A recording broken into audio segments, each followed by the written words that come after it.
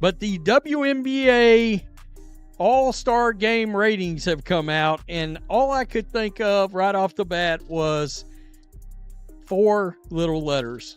F-A-F-O. F around and find out. You bleep around and find out what this league looks like without Caitlin Clark being involved in your biggest events.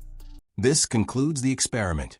The WNBA has their response to their attempt to demonstrate that it was greater than Caitlin Clark.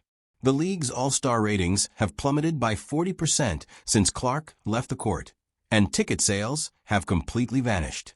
This is the tale of a predicted implosion that may have cost the league its billion-dollar future due to a string of startlingly self-inflicted wounds. And when they just had a nationally televised game on ESPN against the Chicago Sky, against Angel Reese, who was one of the biggest names in the WNBA, they had around 600,000 viewers, which is so low. You cannot make fans watch what they don't want to watch. But all we heard last year is if the fans were only watching the Indiana Fever, only watching games Caitlin Clark was playing in, then they weren't real fans and they didn't like basketball. And you just had so much media and WNBA personalities and even players just shunning the new. The television ratings felt the first tremor of the earthquake.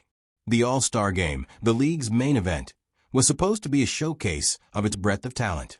Rather, it turned into a memorial service for its audience. The figures showed a startling 40% drop from the year before. This drop wasn't slight. A nose dive off a cliff was what it was. To really see the scope of this catastrophe, think about how a single Indiana Fever game during the regular season featuring Caitlin Clark on the court attracted more spectators than the league's star-studded showcase. Fever Sky tickets dropped 71% on TickPick after Caitlin Clark injury. The get-in price for the Chicago Sky versus Caitlin Clark's Indiana Fever game was $86.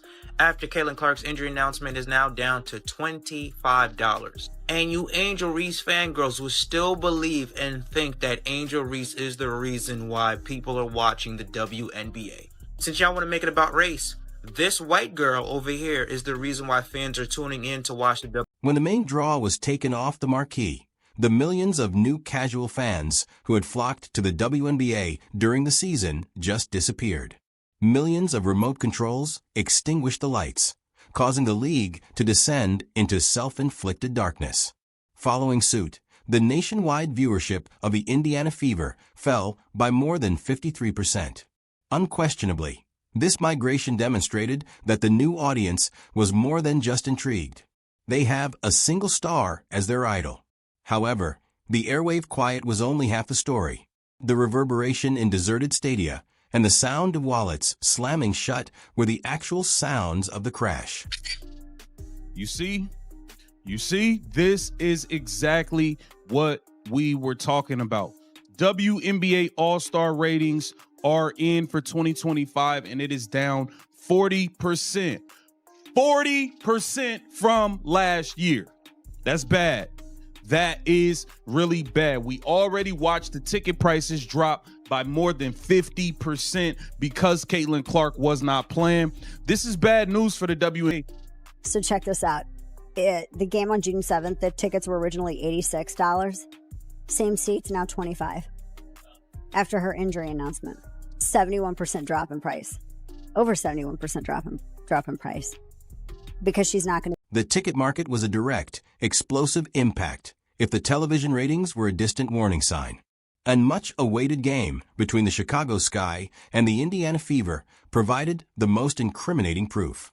Prior to Clark's injury, the game was highly anticipated, with the cheapest seat in the building selling for a solid $86. One could feel the excitement. But instead of simply cooling off, the market vanished as soon as it was announced that Clark would not be playing. Well, if you consult the graph that I've just posted here, you'll see that nobody is watching the WNBA. That's the reason why the WNBA isn't making, I missed a few of them. So this is the reason why the WNBA isn't making any money, and they're not getting paid.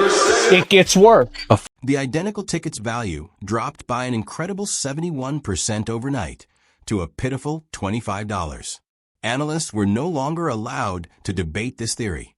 This was a harsh, icy decision delivered by the free market in the global language of money. One measurable financial engine was the Caitlin Clark impact. And without her, that engine sputtered, died, and stalled, leaving a trail of useless tickets and indisputable evidence of who was actually responsible for the league's success. Ski plays are not taken seriously.